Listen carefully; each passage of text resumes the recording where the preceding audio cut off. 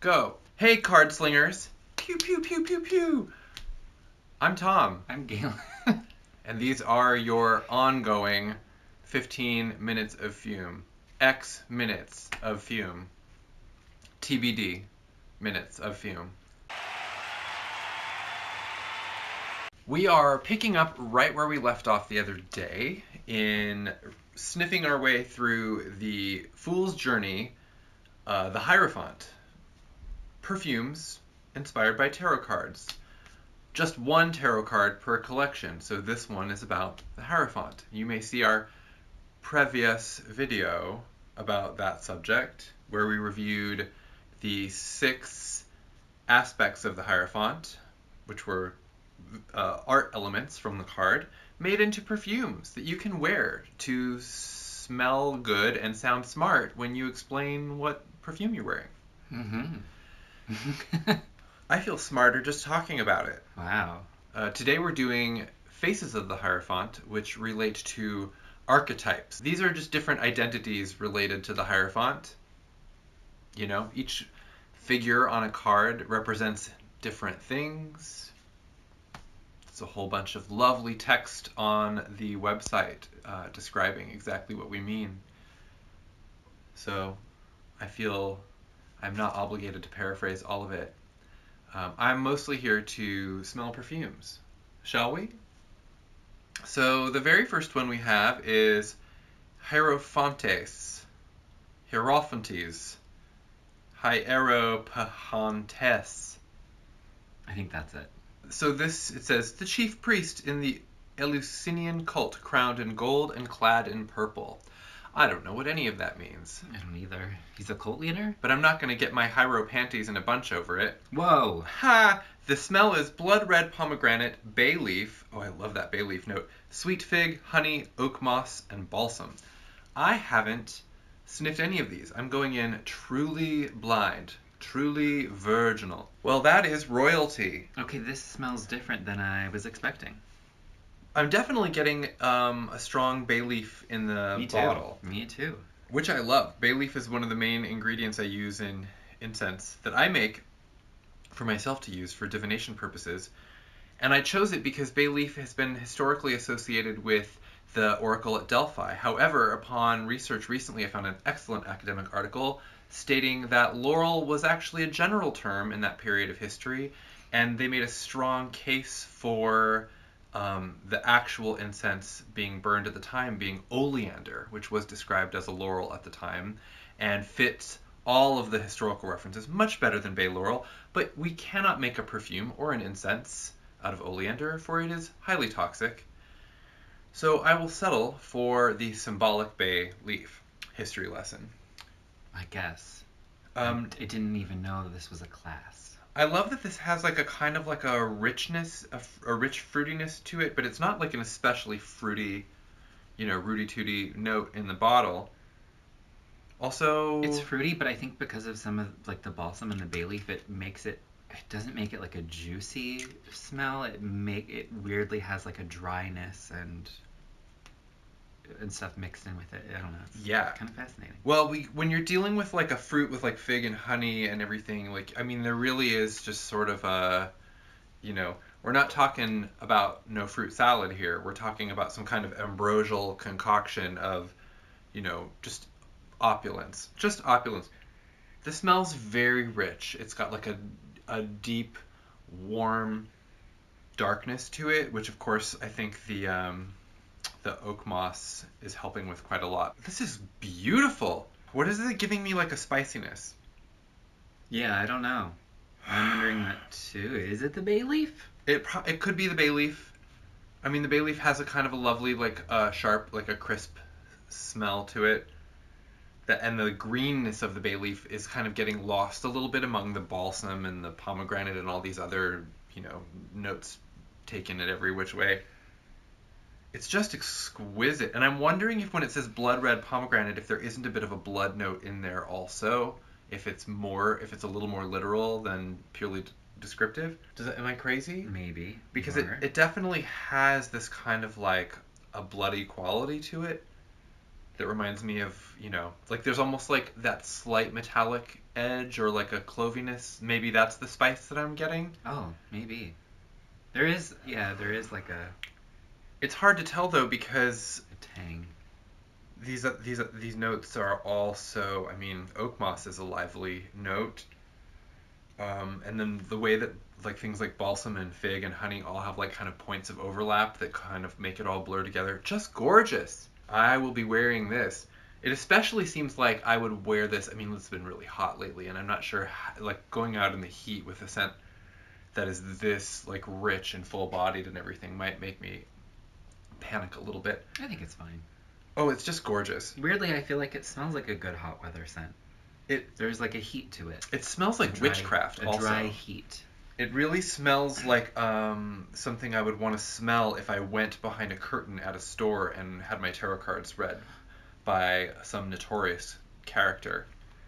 Don't go behind the curtain. It's not for you. Remember we were watching Broad City and they went to a psychic and she was eating a burrito bowl from Chipotle. It was so funny. Next we're going to Lord of the Heavens. Lord of the Heavens. Oh, Lord of the Heavens. Nice, humble name for a perfume that you can just wear out and about. Casual. What's that smell? Oh, it is Lord of the Heavens. Nearly. A Jupiterian, I'm not going to read the whole description. The shining supreme god. You just are starting.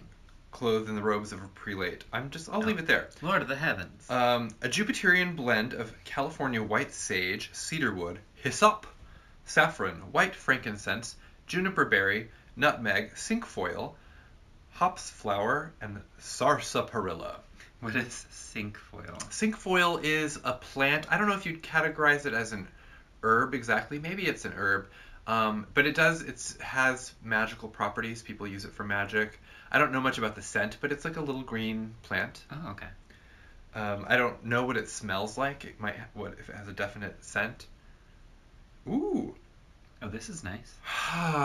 This makes me think of like going out on like a nice shady hike. Really has that kind of like almost like deserty forest, situation. Mm-hmm. Where it's like high and dry. You know what I'm saying? High altitude, low humidity. It's got so many things that I love, and the incense, the frankincense is really interesting because it does elevate it into this kind of spiritual territory where otherwise it might purely be kind of like a woodsy, outdoorsy scent. And if you're worried about the sarsaparilla, don't be. It's not anything that I can immediately detect. Like I would really have to go fishing around in it. Like I wouldn't, no one is going to be like, who here has the initials of A and W?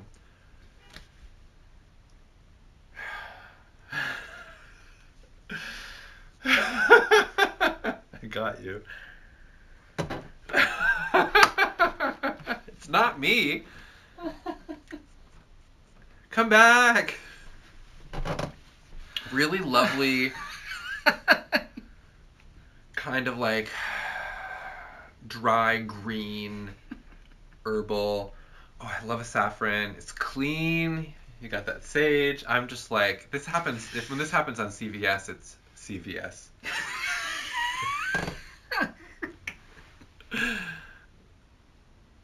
When this happens on QVC, it's a disaster. CVS. No, we're not going to leave the part in where it said CVS. Another variation on, I think, a really great divination perfume because we've got the sage and the cedar and the frankincense and the things that, like, draw the mind toward the spiritual. Clean, again, fresh, like the dry. other one, it smells very witchy. It does, but in a completely different way. I'll never get tired of discovering all the different ways in which I can smell like a witch. It turns out there's just a witch for everyone. And you're not limited to just one. You can be as many witches as you want. Oh. Even at the same time. We could layer these right up, and then it's like, witch fight. You have to be very careful you don't about... need to fight. Be very careful about which witches you invite to fight on your body. I'm comfortable just leaving it at that. The next one is PONTIFEX PONTIFICUM, which I believe I just cast a spell by saying... Those words. What happened? The priest of priests who possesses the power to absolve humankind from the consequences of sin. Oh. I strongly relate to this. The scent is Somalian frankincense, verbena, neroli, and a waft of rose-tinted incense. Ooh. I just want to have a moment to appreciate how I think it smells in my brain before I actually smell it and my life has changed forever. Mm-hmm. Oh, wow. Okay, so something about the neroli and the rose together, and it gives me a kind of a rose water / Florida water situation. Yeah. That kind of like stink waves out of the bottle. Beautiful. Plus the verbena, I think, is like, sharpening it up a bit. In the bottle, I'm not getting the frankincense so much because there's just these other kind of like big shoulder padded like diva notes like coming out, She shows up on the skin. Oh, does she? Let's find out. I mean, I believe you, but like, I want to go there. Oh my gosh, you can tell it's neroli because that oil is bright goddamn yellow. Yeah. That happens. That's neroli. That's neroli for you. Neroli for ye. No. Oh, you're right though. That frankincense is kind of right there. It's actually just right there. It's just waiting for you to get closer. It's like, I've been here the whole time. In fact, there's something almost kind of like minty about it. That's how strong the frankincense is, because I've noticed that in previous blends where that frankincense is so strong that it's like actually almost like slightly mentholated. Yeah. Yeah. And then all of those like, big shoulder padded diva notes that I was just describing immediately seem to like retreat and hide behind the frankincense a bit. The Crystal Carrington notes are like or Mae West, getting big Mae West vibes out of the bottle, and then like instantly they vanish and you have to go up and see them sometime. Mae West has vanished.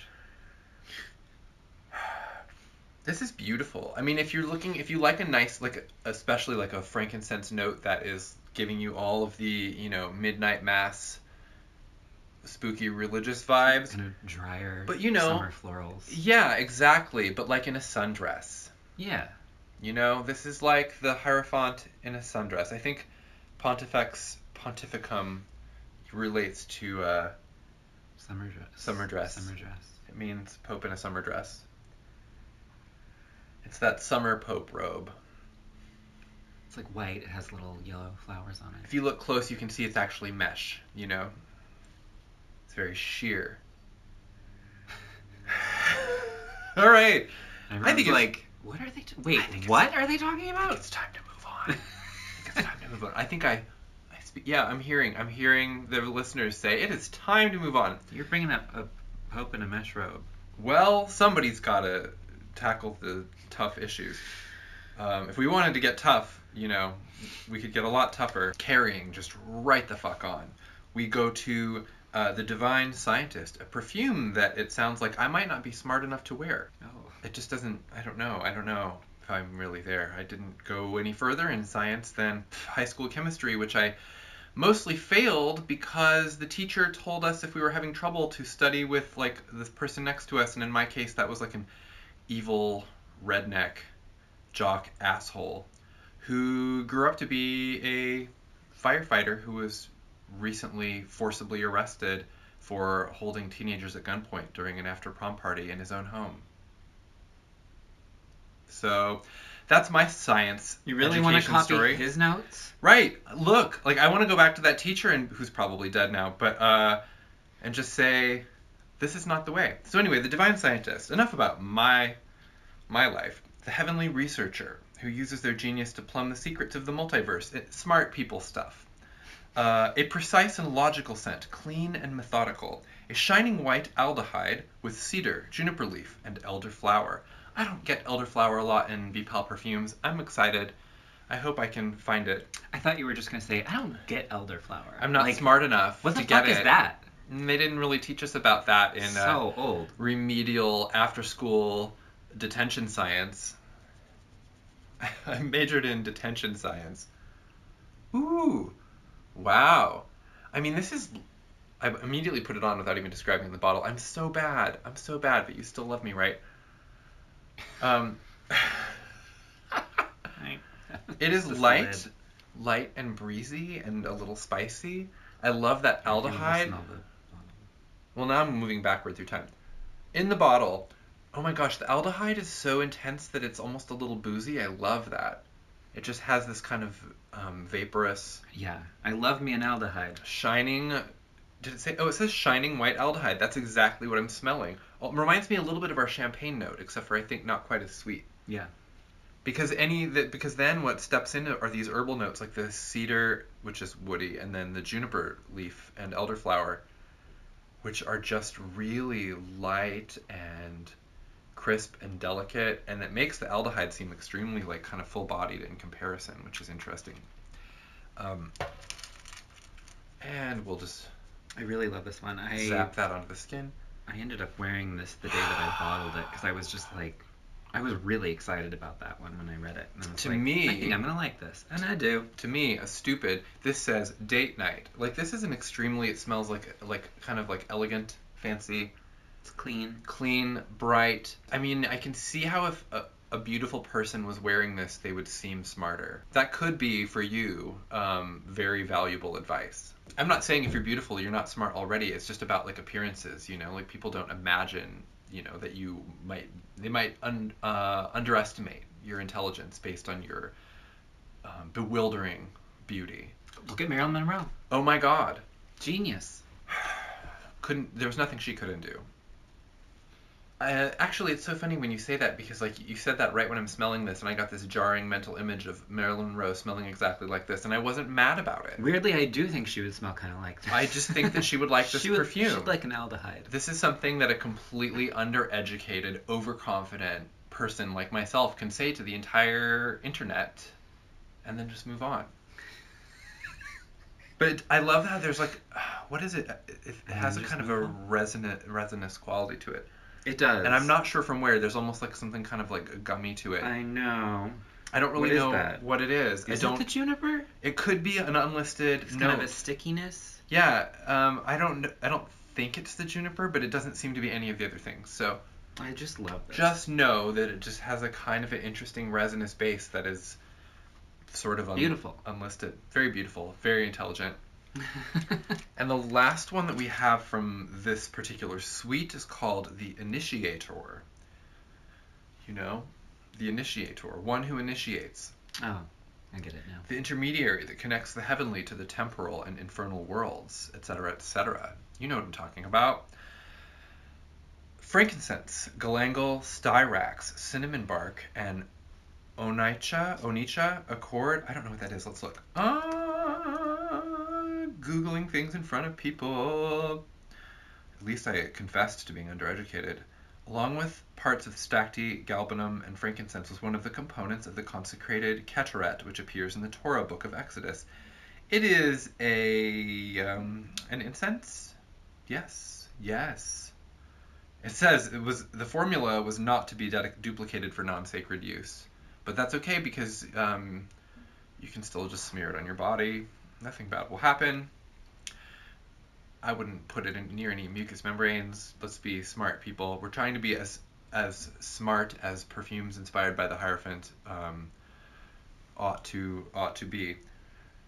Oh, okay. This is kind of like the quietest. I'm not really getting a lot from the lid. Right. It's a quieter overall perfume than some of the other ones we've been smelling. Yeah. It's kind of like it's like a little earthy and close. Definitely a different frankincense than we've been smelling. Wow, a whole different magic shop. This one actually gives me like Botanica vibes. Oh, it pops out a lot more on the skin. Yeah. You have that like super gummy frankincense smell, which I like. It's okay. Maybe Botanica because I'm thinking like clean but dark. Do you know what I'm saying? It smells like a more close space full of like magical things. Styrax is also a resin, right? Yes. Because it's got a nice resiny gumminess to it that I'm really into. The cinnamon bark, it's not super cinnamony. There's just like a little hint of like a bewitching sweet spice. Yeah. This smells like my magic drawer. I have a drawer with all sorts of like various powders and potions and candles and bits and pieces, and this is what it smells like. That's amazing. It smells like witch shit is gonna happen. I wish I could describe this better. I'm not that familiar with some of these notes. Just like warm but like calm. How about that? Because there was nothing really super calm about that aldehyde blend. It's like lively and kind of jumping off the skin, and this one is like, no man, We're fine where we are, and that is the wisdom. While we're in this deep, I wanted to go ahead and review the Hierophant and the Empress, which is the one that we recently re-released. It was a Lilith 2014, featuring myself and Child Lilith on the label, because this was back when before I moved to LA, and I was visiting, and we went to the Huntington Gardens, and Elizabeth made for the Liliths that year this extremely beautiful perfume, the Hierophant and the Empress. And the notes are red and white roses, ever-blooming gardenia, violet leaf, Oman frankincense, styrax, honey myrtle, and mallow flower. And at the time, I just thought, this is the most exciting thing that had ever happened to me, to be on a label that big. And included in the Lilith collection, because Lilith is one of my favorite people in the world, still is, just twice as large now. So that perfume I ended up using a lot during tarot card readings, and then when we were doing this collection, we brought it back. And I happen to have OG 2014 Hierophant and Empress and new current G. And so I just thought it would be great. I mean, we can smell these, but if you want to compare side by side and see. Do you want to smell the new one? Sure. Because that's the one you can buy. So let's start with that as the point of comparison. Oh, it says 2021. I thought it said 2.0. Ha! And I was like, nice. Nice. Nice. Nice. I can't open this. Okay. All right. No, This has always been a kind of like a really comforting, mellow, floral incense.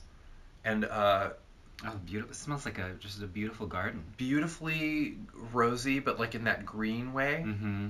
Green and rosy. And it's never been like an incense heavy scent. But like if you hang out with it, you detect that you start to get this like sweetness coming up underneath, which is like the honey myrtle mallow situation, which I just found intoxicating because like the rose has this tartness to it, and it kind of just like opens up and becomes like sweeter the more you sit with it. And I had just never smelled anything like that before. Now, do you want to smell the original? Beautiful. I'll take that. Now you take that. Now, granted, this bottle has aged 6 years, and to my nose, it is stable to what it was before, more or less. I don't detect a lot of age in it. Well, it'll smell different. It's definitely smelling different to me. It's very different. The older brew, as far as I can tell, seems it's like less rosy overall. Yeah. And it's more of the, a little more, I think, of like the violet leaf, a little more myrtle and mallow flower. So like, a little less rose. And it started off with, I think, more of like a sweeter effect. Some of that like comforting, like sweeter situation. So that was what I noticed when we finally got to try the new one yesterday, and I'm going to try it on right now. On the skin, that bombastic like rose opener is just less of a deal. It's just less of a thing, and on the skin it smells a little more like the original blend. It's still a bit rosier, but like overall, like it's just clearly trackable to the like original scent. And what do you think? It's very smooth. Oh, it's that just mallow. I know. Makes it so smooth. I know. It really establishes like a wonderful, comfortable bridge between like different elements, which makes me think about the theme of the scent with the Hierophant and the Empress, which are cards like 3 and 5 in the deck, and how like they represent very different forms of power, and the idea of like presenting them together and seeing what the point of overlap is really interesting, because there's still like a sacred quality to it, but it still has this like blooming garden quality. Mm-hmm. Just gorgeous. And as a tarot reader, I can personally recommend this as just like a very peaceful backdrop for divining. However, I could say the same about pretty much any of the scents in this entire collection. So really, there's just like a lot of treasure to go through. And speaking of magic shit, we're going to be coming back soon, maybe later this week, to review the new Haute Macabre perfume Velvet Void, which was just released on Monday. and we're just catching up with making sure everybody finds out about it. We're going to sniff this masterpiece that is exclusively and already available from Haute Macabre. But for now, it's staying in the bottle because that we just covered technically 7 perfumes if you count both H&Ds, and that's more than we can handle really in one day. And it's getting warmer by the second here in Southern California. So with that, I suppose. Oh, we have also coming up soon. We do have the lunacy stuff, so we'll be reviewing those also. So, I mean, as usual, perpetual. Oh, and last unicorn after that. So, always more perfume content. Always more minutes of fume. Never not be fuming. So, never. Any parting words? Bye now.